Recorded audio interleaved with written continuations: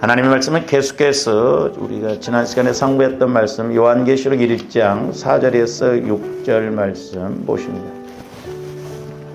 같이 합독하십니다. 요한계시록 1장 4절에서 6절까지 시작. 요한은 아시아에 있는 7 교회에 편지하노니 이제도 계시고 전에도 계셨고 장차 오실 이와 그의 보좌 앞에 있는 7명과 또 충성된 증인으로 죽은 자들 가운데에서 먼저 나시고 땅의 임금들의 머리가 되신 예수 그리스도로 말미암아 은혜와 평강이 너희에게 있기를 원하노라. 우리를 사랑하사 그의 피로 우리 죄에서 우리를 해방하시고 그의 아버지 하나님을 위하여 우리를 나라와 제사장으로 삼으신 그에게 영광과 능력이 세세토록 있기를 원하노라. 아멘. 우리가 지난 시간에 그 죄에 대해서 말씀을 상고를 했습니다. 죄는 크게 원죄가 있고 자범죄가 있다 그랬습니다. 두 가지라고 그랬죠. 근데 원죄는 하나님을 믿지 않는 죄가 원죄다. 그래서 저와 여러분들이 저 원죄 문제를 해결해야 지옥으로 떨어질 문제가 해결되어지는 것이죠. 즉 지옥 갈 사람이 천국으로 가게 되는 것이 저 원죄 문제를 해결해야 되는 것이죠. 그래서 로마서 10장 10절에도 보면 너희가 예수를 주로 시인하고 하나님께서 죽으신 그리스도를 살리신 것을 마음에 믿고 입으로 시인하면 구원하리라. 그래서 저 원죄 문제가 해결되어지면 저와 여러분들의 영혼이 구원받아서 법적으로 하나님의 자녀가 되고 내가 죽어도 지옥 가지 않고 천국 가는 것입니다. 그런데 저 원죄의 문제는 어떤 행위로 받는 게 아니에요. 내가 마음으로 믿고 입으로 확실하게 시인하면 되는 거예요. 그래서 제가 이렇게 이제 침례식을 할 때도 질문하는 것이 예수 그리스도가 나를 위해 죽어주신 것을 믿습니까? 또 예수 그리스도께서 부활하신 것을 믿습니까? 또한 내가 죽어도 천국 갈 수 있는 것을 믿습니까? 아멘. 할 때 이제 신앙 고백 차원에서 이렇게 침례를 이제 주는 것이죠. 그래서 조아님들이 저걸 확신을 가져야 돼요. 나는 죽어도 천국 간다. 집사님 지금 죽으면 천국 가실 수 있어요? 글쎄요, 해놓은 것이 없는데요. 그게 아니에요. 천국 가고 안 가고는 해놓고 안 했고 문제가 아니라 얼마만큼 내가 예수를 믿느냐. 그게 이제 관건이죠. 그래서 조합들이 원죄 문제를 해결해야 되겠고, 이제 또 하나 문제, 죄는 뭐냐면 자범죄입니다. 자범죄. 이 자범죄 문제는 이제 두 가지라고 그래서 자범. 하나는 윤리 도덕적인 죄. 이건 이제 세상 법으로도 다스리죠. 사람을 죽이거나, 막 이렇게 물건을 도둑질하거나, 그러면 이제 세상 법정에서도 다스리는데, 이제 우리 예수 믿는 사람들에게 있어서 자범죄에 있어서 중요한 게 뭐냐면 본죄라고도 하고 영적인 자범죄라고도 하는데, 예를 들어서 내가 마음에 누구를 미워하면 누가 모르잖아요. 내가 미워하는지 어떻게 되는지. 그러나 하나님 보실 때는 영적으로 보면 살인을 하고 있거든요. 살인. 그러니까 막 미워한다든지 내가 막 어떤 욕심을 간다든지 이런 것은 전부 죄거든요.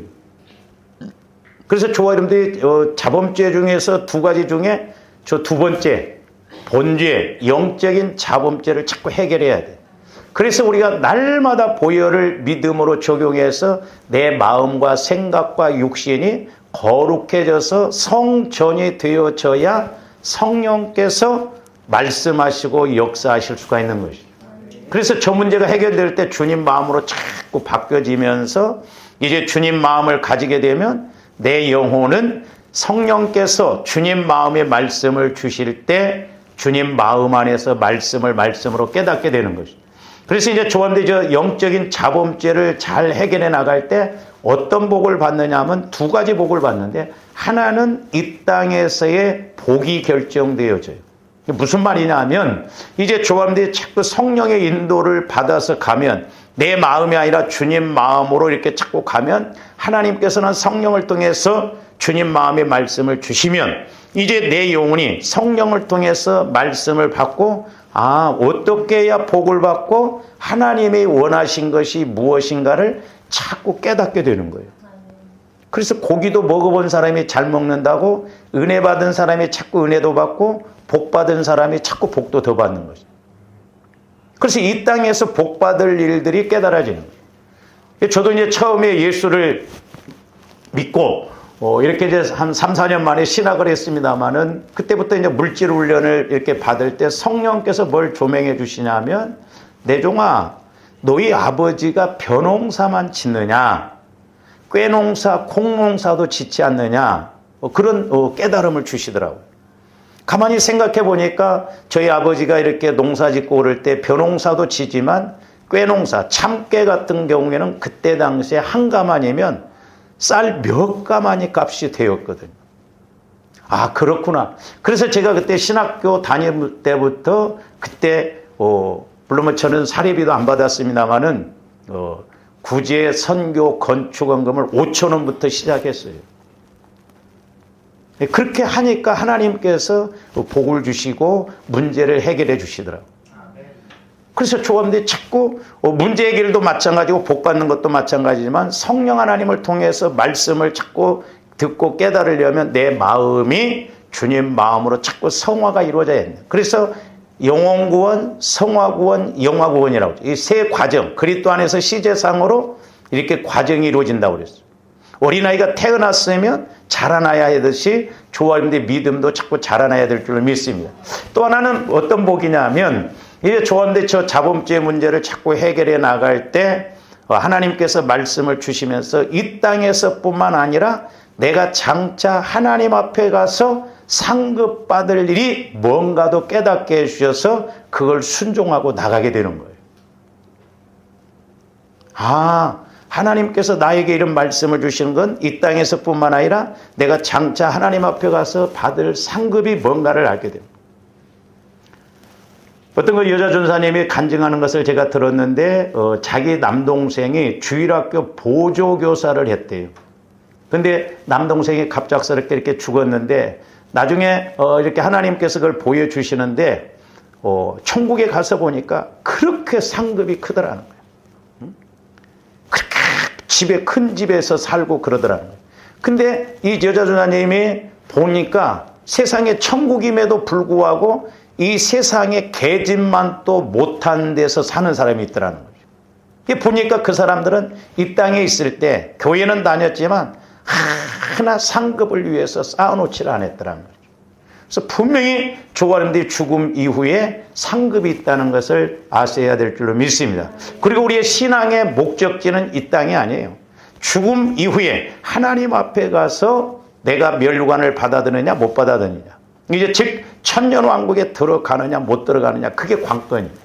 그래서 우리는 알곡신앙으로서 자꾸 성령께서 주시는 말씀을 통해서 이 땅에서뿐만 아니라 하나님 앞에 가서 받을 상급까지도 준비하고 가는 조함들을 되셔야 될 줄로 믿습니다. 근데 예수를 믿으면서도 사람들이 이 땅에서 먹고 살기도 힘들어 죽겠는데 뭔 천국까지 생각하면서 가느냐. 이 땅에서는 길어야 7, 80년이에요. 그러나 천국은 영원해요. 거기 가서 내가 부끄러운 구원을 받고 불 가운데서 받는 구원을 받는다고 하면 안 되잖아요. 그래서 이렇게 자범죄 문제가 자꾸 해결되어질 때, 내 마음의 성화가 이루어질 때, 하나는 이 땅에서의 복이 결정되어지고 또 하나는 천국에 가서의 상급이 결정되어진다는 것.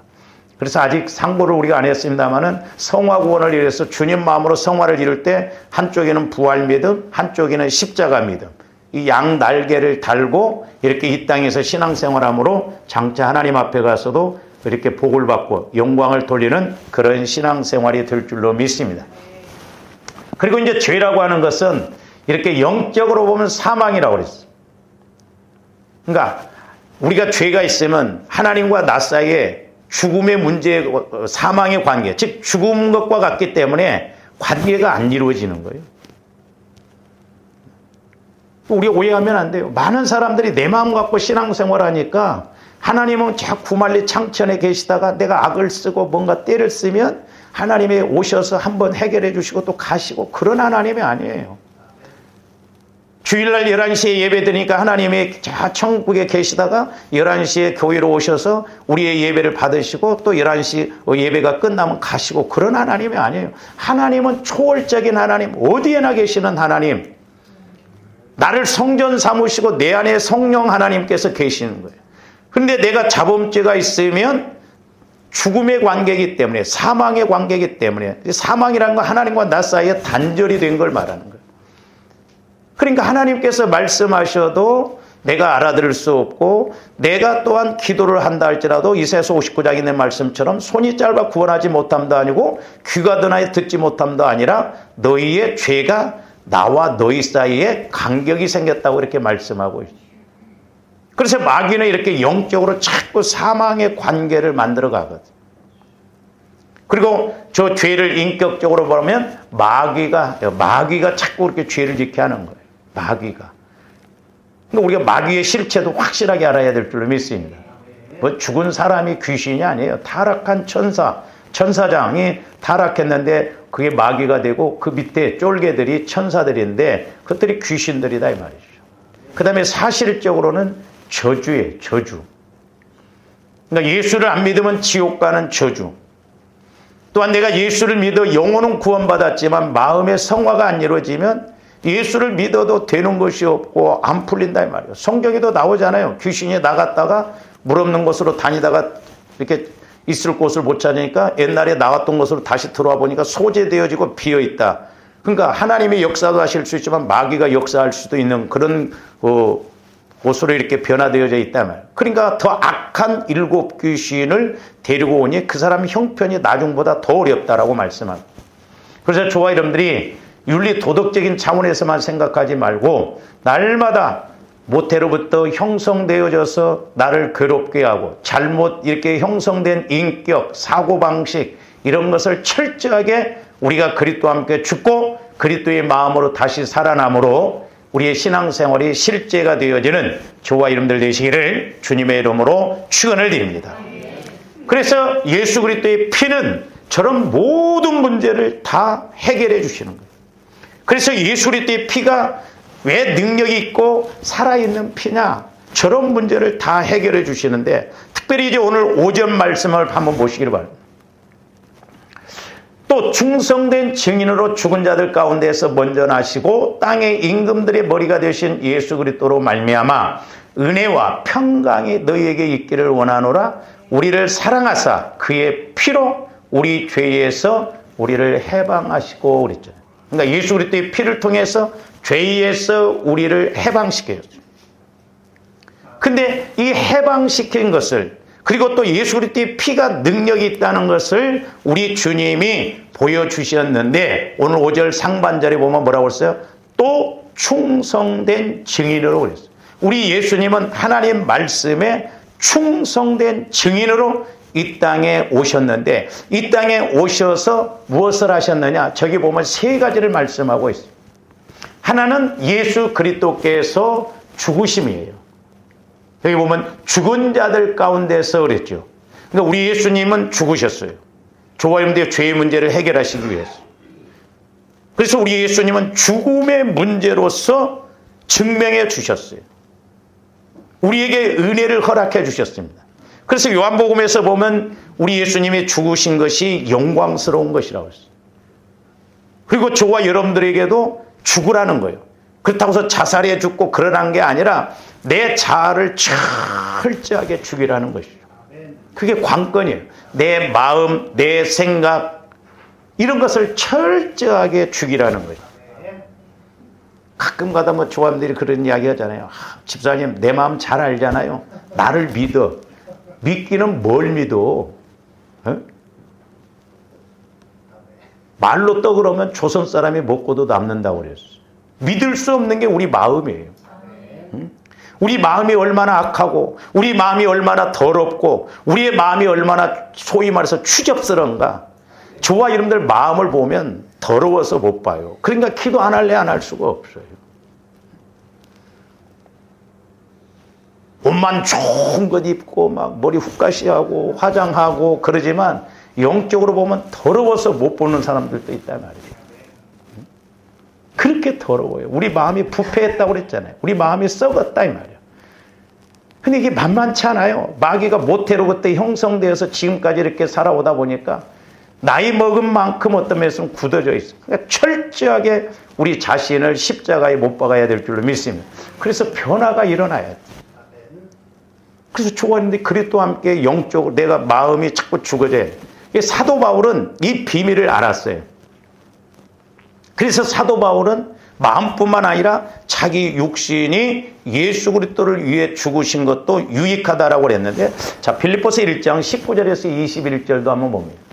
이것이 너희에게 너희의 간구와 예수 그리스도의 성령의 도심, 저기 보면 성령의 도심으로 나를 구원에 이르게 할 줄 아는 고로, 구원에 이르게 할 줄. 그러니까 사도 바울은 영혼이 구원받았을 뿐만 아니라 성화 구원, 앞으로 하나님 앞에 가서 받을 상급도 확실하게 알았거든. 3층까지도 갔다 왔기 때문에.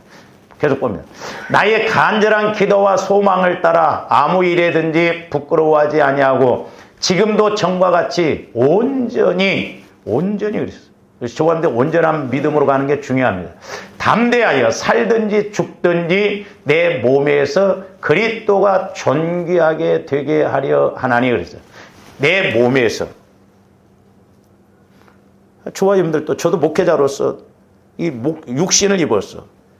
막 베드로가 사도 바울이 막 손수건만 갖고 가서 이렇게 흔들어대도 막 귀신이 떠나가고 질병이 떠나가고 그러잖아요. 그래서 사도 바울이 하는 게 아니죠. 그 안에 계신 예수님이 성령께서 그렇게 역사하신 거예요. 그래서 뭐라고 했어요? 이는 내게 사는 것이 그리스도니 죽는 것도 유익함이니라 그랬어요. 죽는 것도. 그러니까 그리스도를 위해서 몸이 죽어도 유익하다는 거예요. 뿐만 아니라 저와 여러분들의 마음이 죽어질 때 내가 수고하고 애쓰는 것보다 훨씬 유익한 일들이 벌어질 줄로 믿습니다. 할렐루야. 내가 살려고 하지 말고 내가 하려고 하지 말고 전지전능하신 하나님이 내 안에서 하시도록 그렇게 해야 되는 거예요.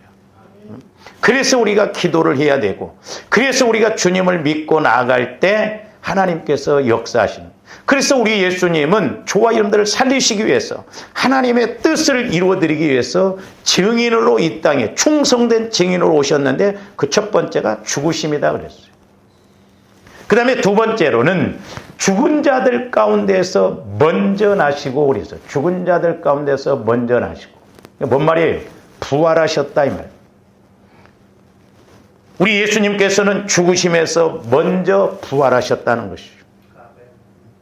만약에 우리 예수님이 죽으시고 부활하시지 못했다고 한다면 우리는 예수님을 믿을 필요가 없어요. 우리 예수님은 실패하신 분이에요. 근데 우리 예수님은 죄에 대해서 죽으시고 또 마귀가 예수님을 죽이면 대성공일 줄 알았는데 우리 하나님은 오히려 마귀가 역사하는 그걸 통해서 예수님을 부활시키신 거예요. 그래서 모든 마귀의 권세들이 부활 앞에 다 힘이 없게 만들고 방해하지 못하게 만들어요. 그래서 저와 여러분들은 부활의 예수님을 만나고 믿어야 될 줄을 믿습니다. 제가 이제 엊그저께도 이렇게 기도하면서 초원대 치지고 볶고 그런 게 뭐냐면 우리가 부활 믿음이 없어서 그렇더라고. 잘 생각해보세요. 부활 믿음은 뭐예요? 죽은 자도 살아나는 게 부활이잖아요. 예? 그러니까 어떤 문제가 있어도 조한대 하나님을 확실하게 믿는다고 한다면 걱정이 돼요? 안 돼요? 안 돼요. 내 자아가 더 강하기 때문에 그렇다 이 말이죠. 내 자아가. 그러니까 오늘 아침 새벽에도 말씀을 드렸습니다마는 예수님이 제자들에게도 분명히 자기가 부활할 것을 말씀하셨거든요. 그리고 막달라 마리아 또 엠마오로 가는 두 제자를 통해서도 그 저녁에 돌아와서 예수님이 부활하셨다는 것을 이야기하는데도 안 믿습니다. 안 믿어요. 조원들이 신앙은 내가 개인적으로 1대1로 하나님을 만나야 될 줄로 믿습니다. 아무리 소를 끄집어다가 물가에다 넣어도 소가 물 안 먹으면 소용없어요. 제가 아무리 성령을 통해서 말씀을 받아서 여러분들에게 집사님, 권사님 이렇게 하십시오 해도 여러분들이 안 믿고 순종 안 하면 소용이 없어요. 그래서 저는 지금도 그렇게 생각해요. 제가 성령을 통해서 예를 들어서 100번 성령 하나님을 통해서 말씀을 받고 설교하는 것보다 여러분들이 꿈 한 번 꾸는 게 훨씬 효과적이에요. 훨씬 효과적이에요. 그러니까 우리가 믿어야 돼요. 그러니까 제자들도 안 믿어. 왜? 왜 안 믿느냐? 지금 예수 믿는다고 하면 잡히면 죽게 생겼으니까 지금 요한의 그 다락방에서 모여서 문을 막 철저히 걸어 잠그고 그 두려움에 떨고 있었거든요. 두려움, 무서움. 그러니까 막 두렵고 무섭고 자칫 잘못 우리 죽을 수 있다 그러는데 막달라 마리아가 와서 부활하셨다는 게 귓가에 들리지도 않는 거예요. 참 오늘날 조합들이 적용적인 측면에서 보면 그게 문제입니다. 저도 마찬가지예요. 어떤 문제가 오면 조합들이 문제 속에 빠져버리죠. 헤어나오지를 못해. 왜? 육신의 생각이 근시안적인 것이 현실적인 문제가 훨씬 더 크다 이 말이에요.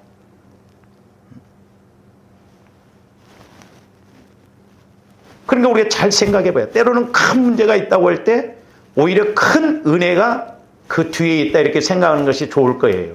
할렐루야. 왜냐하면 밤이 깊을수록 새벽이 가깝잖아요. 지금 부활의 예수님이 제자들에게 찾아오려고 하는데 막달라 마리아 두 제자를 또 통해서 이야기해도 안 믿잖아. 나중에서야 갑작스럽게 마가 그 다락방에 나타나시니까 그제서야 믿는다 이 말이에요. 그러니까 신앙은 내가 철저하게 체험을 해. 그래서 조합들이 내 자아가 죽어지고 또한 죽어짐으로 성령께서 하시는 말씀을 통해서 부활 믿음, 부활 삶을 이루어야 될 줄로 믿습니다. 근데 참 저와 여러분들이 부활 믿음, 부활 삶 이건 어떻게 보면 부활절 때나 좀 설교 듣고 끝나지 현실적으로 오늘 하나님께서 이 고난을 통해서 이렇게 역사하신다.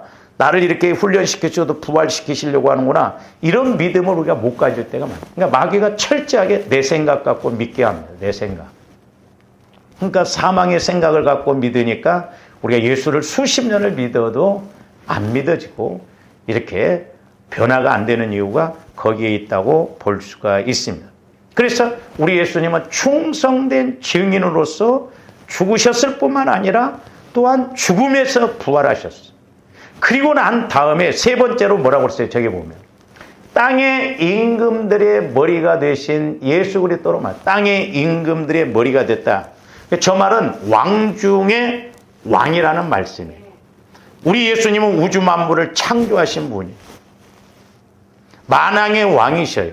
지금도 여전히 사람들뿐만 아니라 이 세계 모든 것을 하나님이 다스릴 줄로 믿습니다. 그래서 빌립보서에도 보면 우리 예수님이 비우시고 낮추시고 죽으시니까 하나님이 부활시키셔서 어떻게 하셨느냐. 빌립보서 2장 9절에서 11절도 옵니다. 이러므로 하나님이 그를 지극히 높여 모든 이름 위에 뛰어난 이름을 주셨습니다. 그러니까 세상 그 어떤 이름이 있지만 그 모든 것을 이기고 다스릴 수 있는 뛰어난 예수라고 하는 이름을 주셨다는 거예요. 그러면서 하늘에 있는 자들과 땅에 있는 자들과 땅 아래에 있는 자들로 모든 무릎을 예수의 이름에 꿇게 하시고 있어요. 하늘 위가 있든 하늘 아래에 있든 어디가 있든 모든 이름들이 예수의 이름 앞에 무릎을 꿇게 했다는 거예요. 그러니까 귀신들도 예수님을 알아보고 예수님 이름 앞에 무릎 꿇잖아요. 그래서 예수의 이름이 권세예요. 할렐루야. 그래서 조합들이 힘을 가지고 때로는 저주스러운 것, 고난스러운 것 이런 것을 선포해서 명령해서 떠나가게 해야 될 줄로 믿습니다. 왜? 우리 예수님은 왕 중의 왕, 만왕의 왕. 베드로전서에서 보면 우리는 왕 같은 제사장이다 그랬어요. 11절 봅니다. 모든 입으로 예수 그리스도를 주라 시인하여 하나님 아버지께 영광을 돌리게 하셨느니라 그랬습니다. 그러니까 우주 만물을 다스리시는 만왕의 왕이신 그 예수님이 내 안에 와 계신다니까. 우리는 그걸 안 믿어요. 네? 여러분 지구가 돌아가는 소리가 어마어마하게 크답니다. 근데 우리 귀는 그걸 들을 수 있는 능력이 안 된대. 그래서 못 듣는 거예요.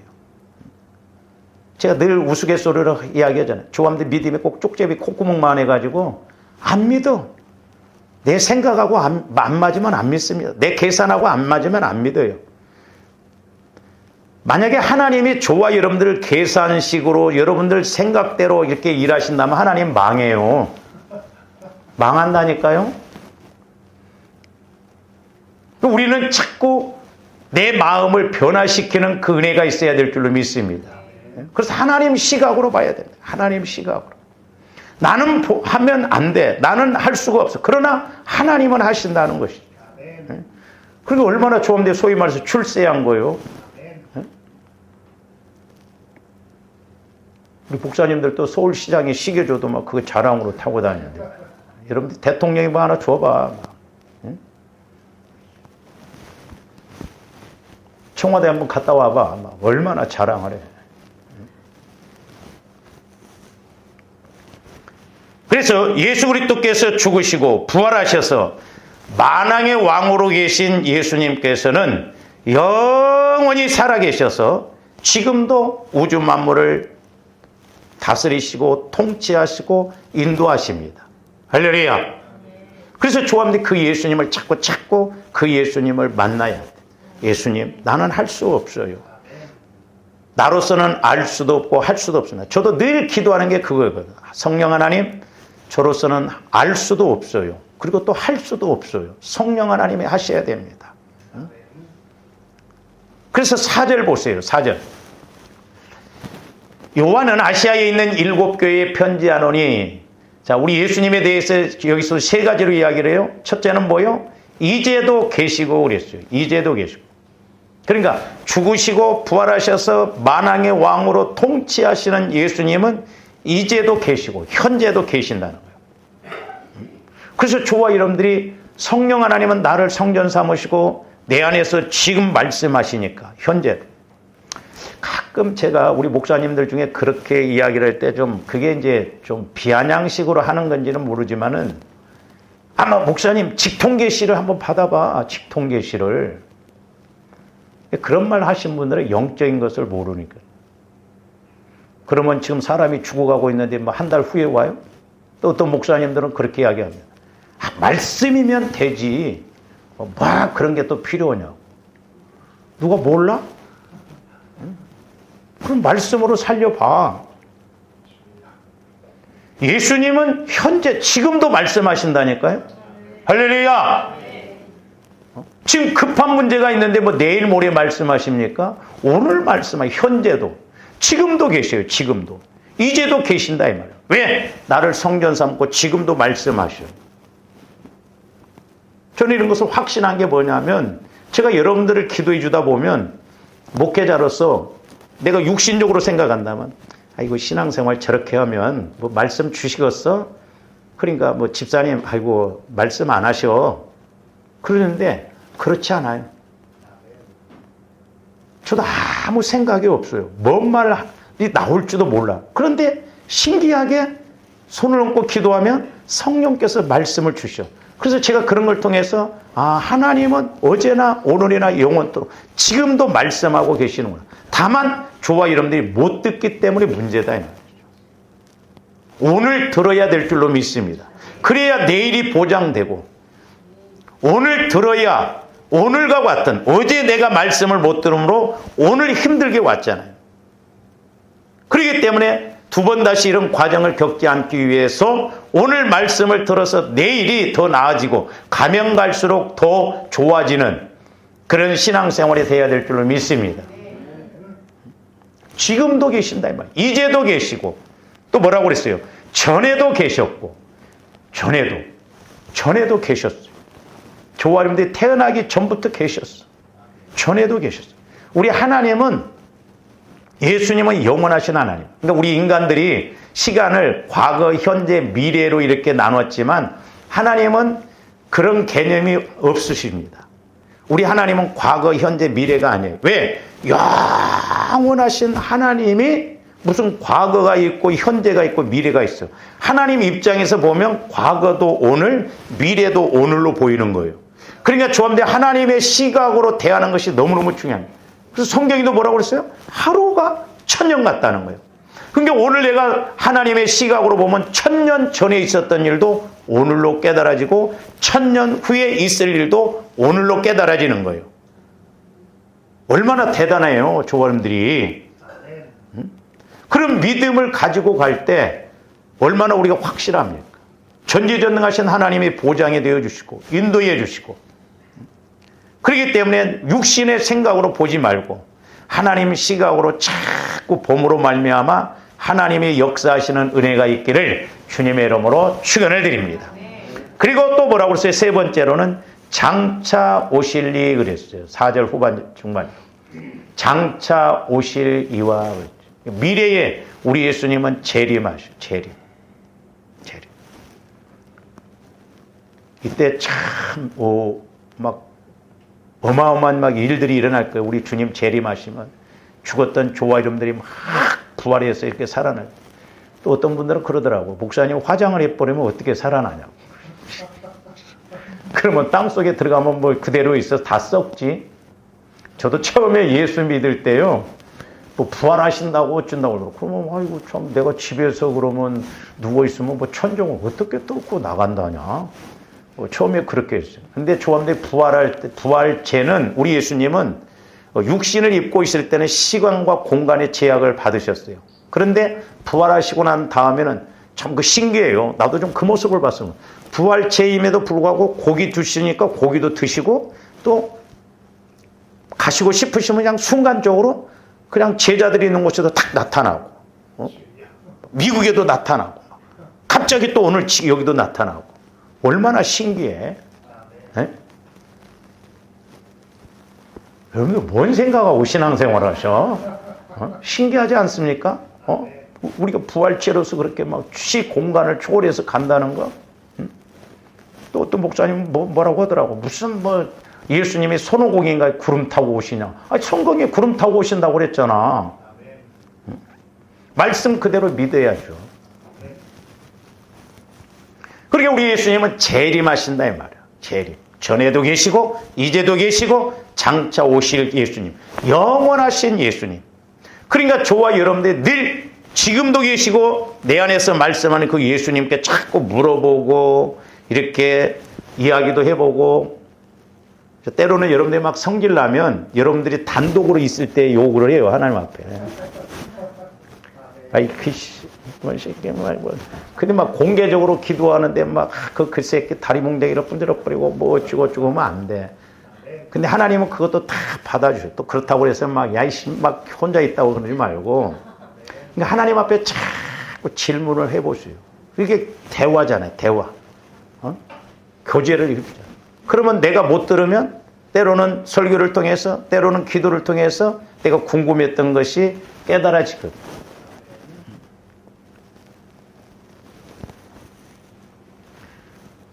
이와 같은 예수님께서 예수님의 피와 오늘 그 4절 후반절에 보니까 그의 보좌 앞에 있는 7영과 그랬어요. 그러니까 예수 그리스도의 피와 7영이라는 건 성령 하나님을 통해서 저와 여러분들에게 주시는 것이 뭐냐면 5절 중반절에 은혜와 평강을 주신다는 거예요. 은혜와 평강. 저와 여러분들도 늘 은혜와 평강이 있어야 될 줄로 믿습니다. 크게 이 두 가지만 임하면 사실 다른 거 문제될 것이 없어요. 여기서 은혜라고 하는 단어는 헬라어로 카리스라고 하는데, 하나님께서 저와 여러분들에게 예수 그리스도 안에서 대가 없이 주신 값으로 저와 여러분들의 계산으로, 인간의 계산으로는 환산할 수 없는 선물을 말하는 거예요. 은혜라는 거예요. 은혜. 근데 오늘 너무나 우리가 은혜하다 보면 그냥 값싼 은혜가 됐는데, 하나님께서 저와 여러분들에게 주신 그 은혜는 우리 계산으로는 환산할 수가 없다. 우리 예수님이 이제 그런 이야기도 해요. 그 1만 달란트 빚진 자, 그 탕감해 주잖아요. 그러면 탕감을 받았으면 자기 친구가 자기한테 빚진 500데나리온, 당시 하루 품삯이 1데나리온이요. 그러니까 자기 친구가 500일 하면 갚을 돈이거든요. 근데 1만 달란트는요, 8만 6천 몇 년인가 걸려. 그러니까 자손 대대로 갚아도 못 갚을 수 있는 그런 액수거든요. 근데 500일 일하면 갚을 걸 탕감을 못 해줘. 저는 그걸 보면서 이게 우리 모습이다. 하나님 앞에는 어마어마한 은혜를 받으려고 하면서 남한테는 인색하고 그걸 못해요. 인간의 계산으로 환산할 수 없는 그런 우리가 은혜를 받아서 그런 빚을 졌어요. 근데 조금 하면 우리는 막 원망하고 불평하고 내가 대단한 것처럼 아니에요. 내 몸을 불살라 드린다 할지라도 그 은혜 못 갚아요.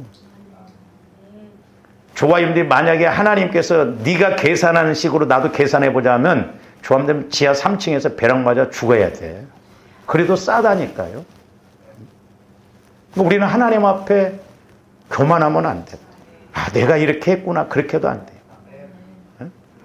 다만 할 일을 했을 뿐입니다. 겸손하게 종의 자세로 나가야 된다. 그래야 자꾸 은혜를 더 주시지. 너는 거기까지다 하면 안 된다. 그래서 엄마들도 애들을 키울 때 보세요. 이렇게 과자를 사주고 야 나 좀 줘. 그러면 싫어. 한두 번은 그럴 수 있다 쳐. 계속 그래봐요. 과자 안 사줘 앞으로는. 부모라도 안 사준다니까요. 왜? 새끼지만 안 주니까 얄미운 거예요.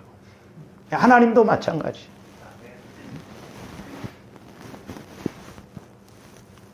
그래서 이 은혜를 종합해 본다고 한다면 저와 여러분의 삶의 근거요 원동력이라고 할 수 있습니다. 확실히 조금 더 은혜 받아야 돼. 그러니까 어쨌든 큰 은혜가 됐든 작은 은혜가 됐든 은혜 받아야 돼. 옆에 사람하고 이야기 좀 해요. 은혜 받아야 삽니다. 네, 은혜 받아야 살아요. 갈수록 은혜가 없다 보니까 나 혼자 빼짝 말라가지고 마른 막대기처럼 신앙생활 하려니까 교회 가면 뭐하냐, 예수 믿으면 뭐하냐, 자꾸 이런 소리가 나오거든. 이게 영적 세계이기 때문에 그래요. 그런데 하나님의 은혜의 최절정은 어디에서 나타나냐면 예수님의 십자가 죽으심입니다. 이것이 하나님께서 조원들에게 주시는 은혜의 최고의 절정이에요. 그러니까 보세요. 조원들이 이렇게 영적으로 십자가를 체험하게 되면 사람이 확 생각이 바뀌고 믿음이 달라져 버립니다. 왜? 십자가는 죽으심과 부활이잖아요. 죄에 대해서 죽고 육신에 대해서 내 자아가 죽어지고 영적 세계를 보니까 안 달라질래야 안 달라질 수가 없다 이 말이죠.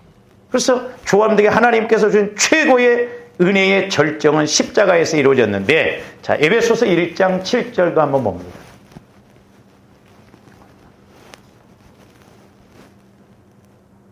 에베소서 1장 7절. 우리는 그리스도 안에서 그의 은혜의 풍성함을 따라, 그의 은혜의 풍성함을 따라 그의 피로 말미암아 속량 곧 죄사함을 받았느니라. 그러니까 예수님의 피로 죄사함을 받으면 은혜의 풍성함 속에 들어갈 수가 있다는 거죠. 어쨌든 저와 여러분들이 부족하지만 조금씩 날이 갈수록 이렇게 체험이 이루어지고 날마다 전진해야 될 줄로 믿습니다. 예? 다람쥐 쳇바퀴 돌듯이 그렇게 하지 말고 오늘 또 조금 깨닫고 내일 또 조금 깨닫고 그것이 적은 것이라 해도 자꾸 은혜에 대해서 자꾸 이렇게 지경이 넓혀지기를 주님의 이름으로 축원해 드립니다. 그리고 에베소서 2장 8절 말씀도 봅니다. 너희는 그의 은혜에 은하여 믿음으로 말미암아 구원을 받아. 자, 저 은혜라는 말을 다른 단어로 바꿔도 되는데 뭘로 바꾸냐면 너희는 그 십자가에 의하여 이렇게도 표현할 수가 있죠. 그러니까 예수님이 십자가에 죽으신 그 은혜에 은하여 믿으니까, 우리가 믿으니까 영혼이 구원받았다는 거죠. 이것은 너희에게서 난 것이 아니오 하나님의 선물. 그러니까 영혼 구원은 하나님의 선물이에요. 믿기만 하면 조건 없이 남녀노소 할 것 없이 누구에게나 똑같이 구원의, 영혼 구원의 은혜를 주셨기 때문에 그래요. 그래서 우리는 영혼을 보고 대해야 될 줄로 믿습니다. 저 사람이 좀 못 산다고, 저 사람이 지식이 없다고 무시하고 그러면 안 돼요. 왜? 하나님이 보실 때는 그 영혼을 보고 구원시키신 거예요. 영혼을 보고 은혜를 주시는 거예요. 그러니까 우리가 영혼을 공격한다든지 영혼을 자꾸 침범한다든지 그 영혼까지 상처가 되면 안 돼요. 그게 뭐냐면 저는 권위라고 보거든요. 그러니까 여러분들이 그래서 목회자인 제 권위, 제가 영혼에 타격이 올 때까지 여러분들이 저를 힘들게 한다고 한다면 여러분 손해예요. 저도 마찬가지죠. 여러분 영혼에 어떤 타격이 주어진다고 한다면 책임이 저에게 있어요. 그래서 저도 그것만은 건들지 않으려고 애를 씁니다. 영혼에까지 상처가 가면 안 돼요. 그래서 우리는 빨리빨리 회개하고 빨리빨리 털어버리고 사람과의 관계에서도 사탄아 물러가라고 내 영혼을 잘 지켜야 될 줄로 믿습니다. 할렐루야. 영혼 지키는 것이 너무너무 중요해요. 근데 마귀는 스스로 영혼을 공격을 못해요. 왜? 하나님의 형상이기 때문에. 그러니까 마귀는 어떻게 해서 영혼을 공격하냐면 조화님의 마음을 자꾸 미웃게 하고 막 시기하게 하고 질투하게 하고 원망 불평하게 하고 그러면 내 영혼이 자라나지를 못하거든. 그러니까 마귀는 자꾸 우리 마음을 건드는 거예요. 그래서 조화님이 성화 구원을 이루려면 마귀가 가만히 안 있어요. 때로는 그래서 더 힘들어요. 더 어렵습니다. 저도 어떤 때는 그냥 그런 생각이 들 때가 있어서 하나님 뭐하러 자꾸 성화 구원 이런 것에 대해서 깨닫게 해주셔가지고 그냥 나발이고 뭐고 그냥 필요 없이 그냥 막 믿으면 복 받아요. 좋습니다. 오늘 주일도 그냥 간단히 드리고 뭐 내일 어디 갈 데 없나 뭐 적당하게 그렇게 오면 저도 쉬울 것 같아요. 근데 이게 영적인 걸 아니까. 그래서 성경에도 보면 1만 스승은 있어도 아비가 적다는 것이 이래서 이렇구나. 그러니까 영적인 아비로서 이렇게 생각하면 어디를 가도 편하지 않아요. 저도 언제나 편하려나 우리 옳지.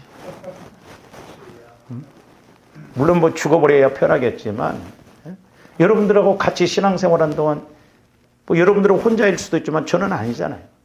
그렇기 때문에 끊임없이 영적인 것들이 이런 것들이 대두되고 그럴 때 영적인 근심이 오고 또 이렇구나.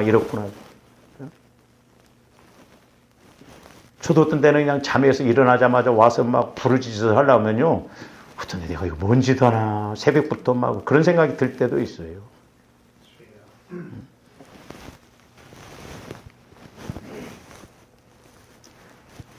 그래서 이 은혜에 대하여 어떤 신학자는 말하기를 뭐라고 했냐면 은혜는 모든 그리스도인의 존재 기반이 되는 하나님의 선행적 행위다. 이렇게 말했어요.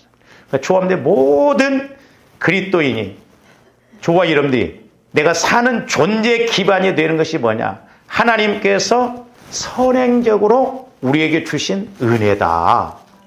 은혜다. 그러니까 조합들이 이 은혜를 받아야 믿을 수 있는 힘도 살아갈 수 있는 힘도 있는 거예요. 이 은혜가 소멸이 돼버리면 전혀 우리가 육신적인 것만 나타나지 하나님 힘으로 갈 수가 없는 거예요.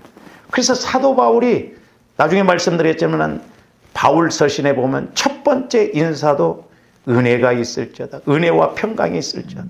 그리고 마무리하면서도 나중에는 너희 심령에 은혜가 있을지어다 이렇게 말해요. 은혜가 핵심. 그래서 조함들이 이 은혜와 평강이 임해야 될 줄로 믿습니다. 할렐루야. 우리 마음이 평안하면 뭐 마귀가 아무리 찢고 까불어도 뭐 그러려면 그러란데 저도 해보니까 영적 세계로 들어갈수록 이 평안함이 얼마나 중요한가. 그러니까 우리 예수님도 제일 먼저 부활하셔서 제자들에게 물어보면 평안하느냐고 그랬잖아요. 평강이 있을지어다. 그래서 조함들이 이 은혜와 평강에 대해서 좀 깊이 생각하면서 우리 신앙생활에도 이런 은혜가 있기를 주님의 이름으로 축원을 드립니다. 기도하십시오. 사랑의 아버지 하나님 감사를 드립니다. 예수 그리스도의 피는 살아있는 피요 능력의 피요 영원한 피로서 우리가 이 땅에서 아버지 하나님 은혜 받는 존재 아버지의 기반이 되어지며 또한 날마다 하나님과 동행할 수 있는 힘이 되어짐을 고백합니다. 우리에게도 늘 은혜와 평강이 충만하게 하여 주셔서 살기 힘들고 아버지 하나님 또한 악한 마귀 귀신이 방해하는 이 세상에서 살아갈 때 능히 이기고 승리하는 저희들 되게 하여 주시옵소서. 감사와 영광을 돌리오며 언제나 우리에게 은혜와 평강을 주시는 예수 그리스도 이름으로 기도하옵나이다. 아멘.